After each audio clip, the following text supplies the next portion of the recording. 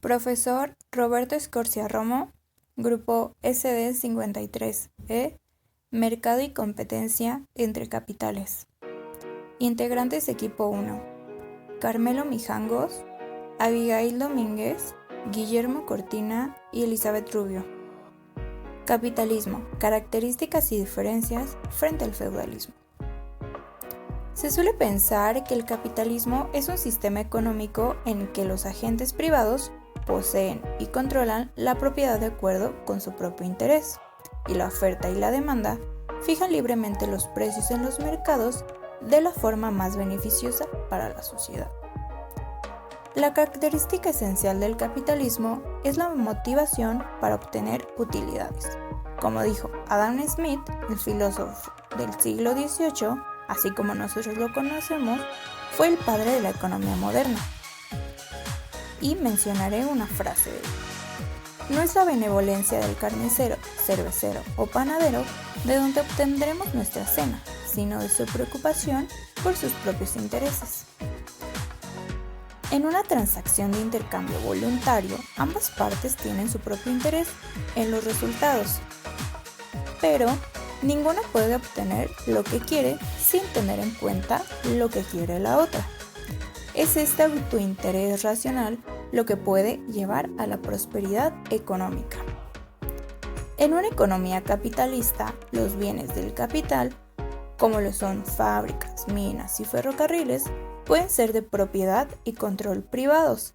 La mano de obra se compra por salarios en dinero, las ganancias del capital corresponden a los propietarios privados y los precios asignan el capital y el trabajo a usos que compiten entre sí. Pilares del capitalismo. El capitalismo se basa en los siguientes pilares. Propiedad privada, que permite a las personas poseer bienes tangibles como tierras y viviendas, y activos intangibles como acciones y bonos. Interés propio, por el cual las personas persiguen su propio bien, sin considerar las presiones sociopolíticas. No obstante, el comportamiento descoordinado de esos individuos termina beneficiando a la sociedad, como si, según aseveró Smith en 1776 en La riqueza de las naciones, estuviera conducido por una mano invisible. Competencia, la cual, gracias a la libertad de las empresas para entrar y salir de los mercados, maximiza el bienestar social, es decir, el bienestar conjunto de productores y consumidores. Un mecanismo de mercado que determina los precios de forma descentralizada mediante interacciones entre compradores y vendedores. Los precios, a su vez, asignan recursos que naturalmente buscan la mayor recompensa, no solo por los bienes y servicios, sino también por los salarios. Libertad de elección con respecto al consumo, a la producción y a la inversión. Los clientes insatisfechos pueden comprar productos diferentes, los inversores emprender proyectos más lucrativos y los trabajadores dejar su empleo por una mejor remuneración. Intervención limitada del Estado, para proteger los derechos de los ciudadanos privados y mantener un entorno ordenado que facilite el correcto funcionamiento de los mercados. Las diversas formas de capitalismo se distinguen por el grado en que funcionan esos pilares. En las economías de libre mercado o de laissez-faire, los mercados operan con escasa o nula regulación. En las economías mixtas, donde se combinan los mercados y el Estado, los primeros tienen un papel dominante, pero están regulados en mayor medida por el segundo, para corregir sus fallas como la polución y la congestión de tránsito, promover el bienestar social y por otras razones, como la defensa y la seguridad pública. Actualmente predominan las economías capitalistas mixtas. Los economistas clasifican el capitalismo en distintos grupos usando diversos criterios. Se lo puede clasificar, por ejemplo, simplemente en dos tipos, según cómo está organizada la producción. En una economía liberal de mercado, prevalece el mercado competitivo y la mayor parte del proceso de producción tiene lugar de forma descentralizada, semejante al capitalismo de libre mercado de Estados Unidos y el Reino Unido. En cambio, las economías de mercado coordinadas intercambian información privada a través de instituciones no de mercado, por ejemplo, sindicatos y asociaciones empresariales, como ocurre en Alemania y Japón. Más recientemente, los economistas han identificado 4 tipos de capitalismo, que se distinguen según el papel de la iniciativa empresarial. el proceso de iniciar una empresa y en el impulso a la innovación y el marco institucional en el cual se implementan nuevas ideas para estimular el crecimiento económico. En el capitalismo dirigido por el Estado, el gobierno decide qué sectores crecerán, motivado inicialmente por el deseo de promover el crecimiento. Este tipo de capitalismo entraña graves peligros: exceso de inversión, elección del ganador equivocado, susceptibilidad a la corrupción y dificultad para retirar el apoyo cuando ya no resulta apropiado. En el capitalismo oligárquico, orientado a proteger y enriquecer a una fracción muy estrecha de la población, el crecimiento económico no es un objetivo central, y los países que lo aplican presentan un alto grado de desigualdad y corrupción.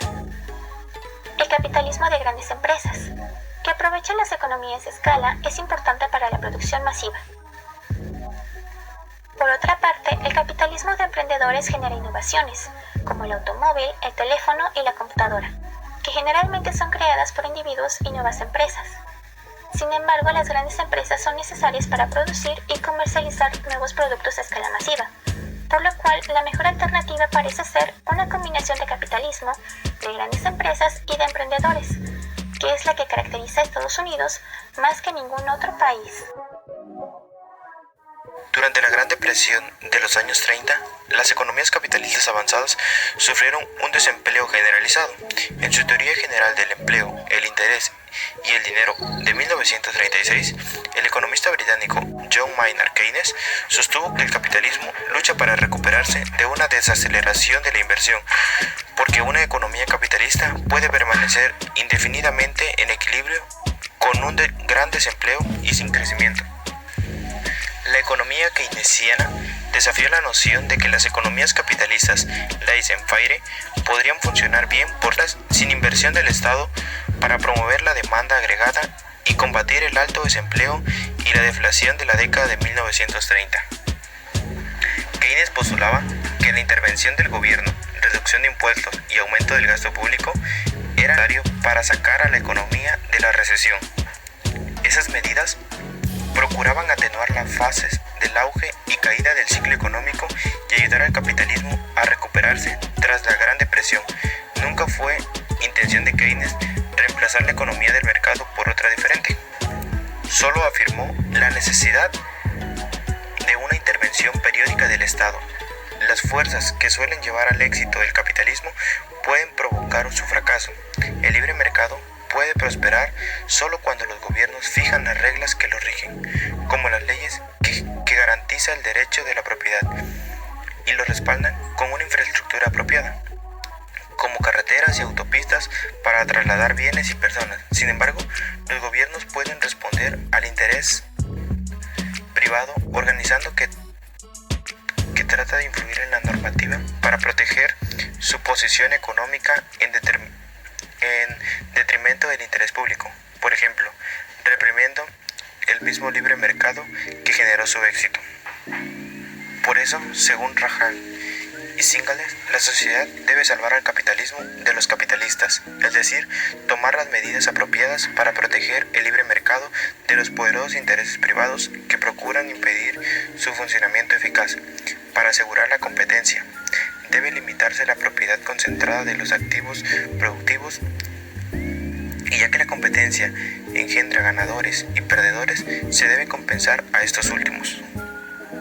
El libre comercio y la fuerte presión competitiva sobre las empresas ya presentes en el mercado también mantendrían a raya los intereses poderosos. El público debe conocer las virtudes del libre mercado y oponerse a que el Estado intervenga en él para proteger a los influyentes actores establecidos a costa de la prosperidad económica general. Las fuerzas que suelen llevar al éxito del capitalismo también pueden provocar su fracaso. El crecimiento económico en un régimen capitalista quizá haya superado con creces el de otros sistemas económicos, pero la desigualdad sigue siendo uno de sus atributos más controvertidos. Es que la dinámica de acumulación de capital privado lleva inevitablemente a la concentración de la riqueza en menos manos, o que el equilibrio resultante del crecimiento, competencia y progreso tecnológico reducen la desigualdad. Los economistas han adoptado diversos enfoques para explicar la desigualdad económica. En el estudio más reciente se analiza una colección única de datos que se remontan del siglo XVIII para descubrir patrones económicos y sociales de importancia clave.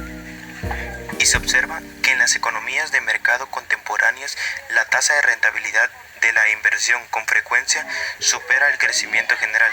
Si esa discrepancia persiste a valores compuestos, la riqueza en manos de los propietarios del capital aumentará mucho más rápidamente que otros tipos de ganancias, salario por ejemplo, para finalmente sobrepasarlos por amplio margen. Aunque ese estudio tiene tantos críticos como admiradores, ha sumado elementos al debate sobre la distribución de la riqueza en el capitalismo y ha reforzado en muchos la creencia de que una economía capitalista debe ser orientada a la dirección correcta por las políticas estatales y el público en general para garantizar que la mano invisible de Smith siga operando a favor de la sociedad. Capitalismo versus feudalismo. El cambio de la mentalidad feudal a la mentalidad burguesa será un proceso histórico que implicará principalmente una transformación dialéctica del sistema de producción medieval hacia la producción capitalista. Este proceso, que comienza en el siglo XI y culmina con el establecimiento de principios liberales en la modernidad, pasará a una etapa violenta durante el Renacimiento, que conllevará a la separación del trabajador con los medios de producción y a la constitución del capital, creando así paulatinamente una nueva clase social de propietarios reconocida como tal y con un pensamiento acorde con el contexto. La transición al capitalismo fue una cuestión importante, con amplias implicaciones políticas para la izquierda en el mundo durante la era dorada de la hegemonía norteamericana, entre finales de la Segunda Guerra Mundial y el largo estancamiento global que comenzó en los años de 1970. Íntimamente vinculado a cuestiones políticas tan presionantes como la posibilidad del socialismo en un solo país y la naturaleza del imperialismo. El debate de la transición, como llegó a conocérsele, era parte importante de la crítica radical del capitalismo, tanto entre los intelectuales como entre los activistas. Varias décadas más tarde, el debate de la transición y junto a él, la crítica al capitalismo ha perdido mucha de su relevancia para la izquierda mundial. Hay, por supuesto, muchas razones para esto. No en último lugar, la exitosa campaña ideológica del neoliberalismo anunciando con trompetas la noción del capitalismo como fin de la historia. Sin embargo, comprender la historia del capitalismo no solo como sistema de economía política, sino como un sistema histórico que surgió en un tiempo y lugar específico y que un día saldrá de la escena. En el feudalismo, a diferencia del capitalismo, la relación social no se reduce a una cosa, y la ostentación de bienes santuarios determina la situación social. De ahí la expresión monetaria, que el valor de un bien no está en su precio, sino en las relaciones sociales que genera. En estas condiciones, la burguesía mercantil actuaba como mediadora entre dos lógicas, la de los mercaderes y la de los consumidores y productores. De esa situación, los comerciantes obtenían ventajas gracias a la diferencia de precios entre compras y ventas. Así renunciaran a la inversión productiva. En efecto, el gasto santuario era improductivo. En el caso castellano, era notable la importación de textiles de altos precios. Las telas eran bienes de prestigio cuya clientela era la aristocracia feudal. El beneficiario de este valor de cambio era el mercader en una relación asimétrica entre compra y venta. Y era asimétrica por ser un comercio de no equivalentes. Los señores buscaban un valor de uso que contribuyera a reproducir su prestigio y con ello su dominio político.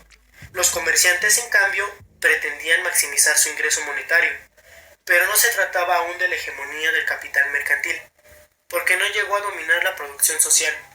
Se limitó a quedarse con parte de la renta feudal y con ello a reproducir las relaciones feudales dominantes.